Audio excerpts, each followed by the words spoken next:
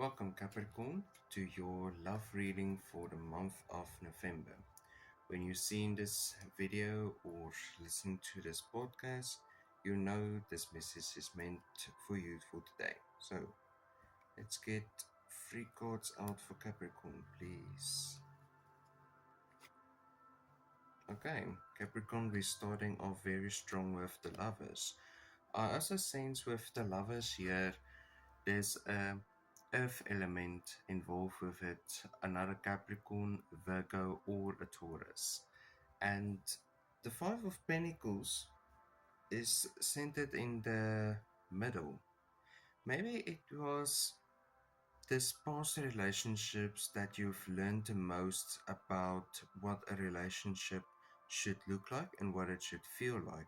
The Five of Pentacles isn't always just fear of missing out, it's sometimes more to do with life lessons that you've learned along the way of your journey and with your settlement into who you are and who you want to be.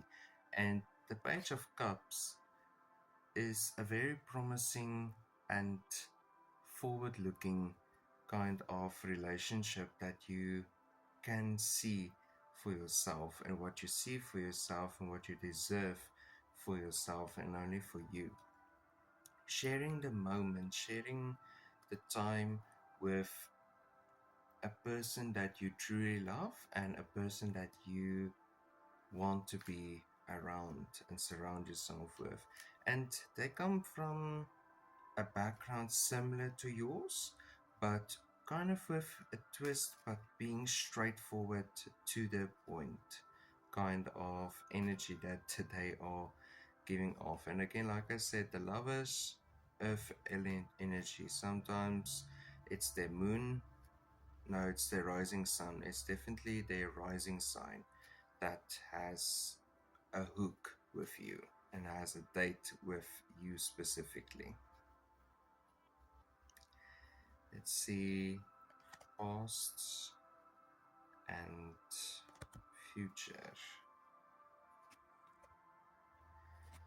In the past, your relationships were a little bit of a rough patch. Like I said, that Five of Pentacles is this lessons that you've learned in the past. The Queen of Cups is your past, someone that has been neglecting you, maybe yourself as well. This could also mean you neglecting your own feelings and your own emotions for whatever reason there might be, because it was a valid reason, but now you are moving past it, because the Three of Swords is healing in a time of struggle and healing in a time of disappointment, and the level of disappointment that you receive from these people or from one particular person from your past. So do not let your past